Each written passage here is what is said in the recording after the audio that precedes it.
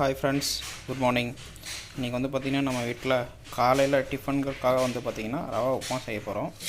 ரவா உப்புமா செய்கிறதுக்கு வந்து பார்த்திங்கன்னா ஃபஸ்ட்டு வெங்காயம் ஆனியன் வந்து பார்த்திங்கன்னா பெரிய வெங்காயம் வேணுங்களோ கட் பண்ணி வச்சிட்டோம்.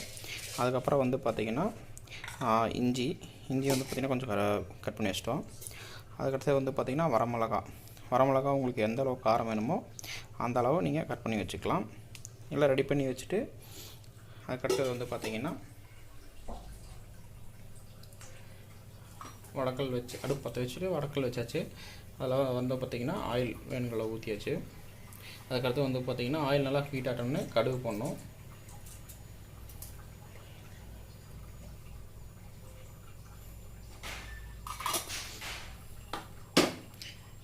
எண்ணெய் வந்து பார்த்திங்கன்னா நல்லா ஹீட் ஆச்சுன்னா வந்து பார்த்திங்கன்னா கடுகு வெடிக்கும். அதுக்கடுத்து வந்து பார்த்திங்கன்னா பருப்பு கொஞ்சம் போட்டுக்கிறோம்.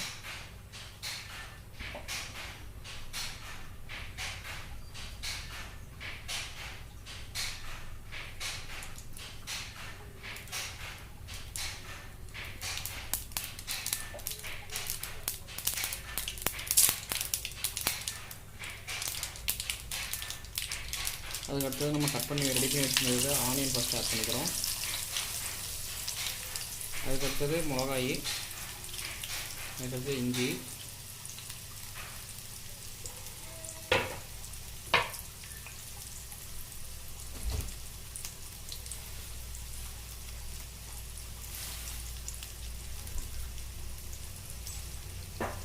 கருவேப்பிலை கொஞ்சம் ஆட் பண்ணிக்கிறோம்.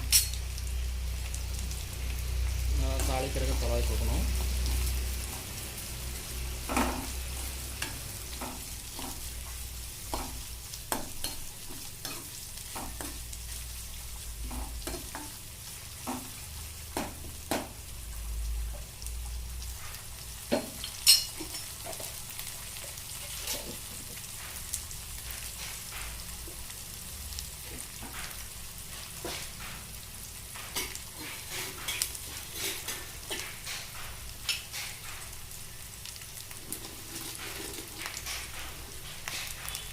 லைட்டாக வேணுங்கிற அளவு உப்பு ஆட் பண்ணிக்கிறோம்.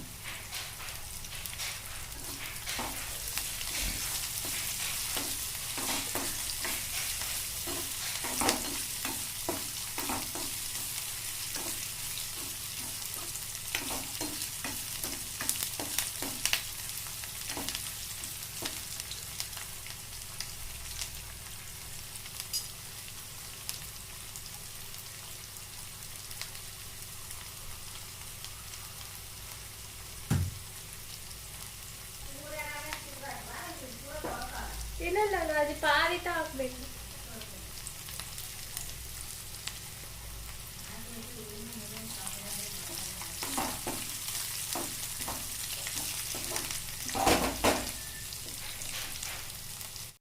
அதுக்கடுத்து வந்து பார்த்திங்கன்னா தண்ணி வேணுங்கிற அளவு ஆட் பண்ணிக்கணும்.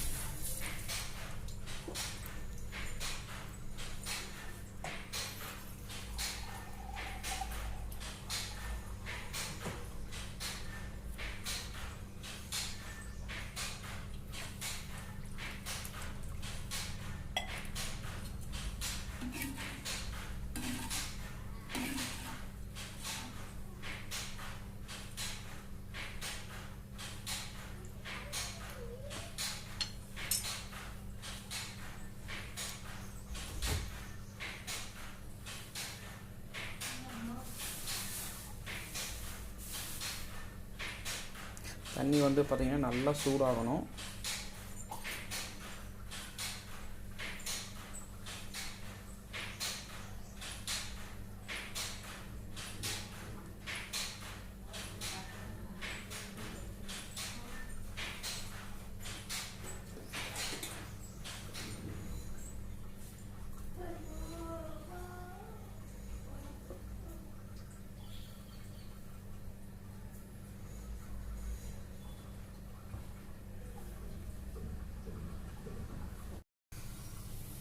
தண்ணி நல்லா சூடாகி இந்த மாதிரி கொதிக்கும்போது தேவையான அளவு நீங்கள் ரவை எவ்வளோ வேணுமோ அதை எடுத்து போட்டுக்கலாம்.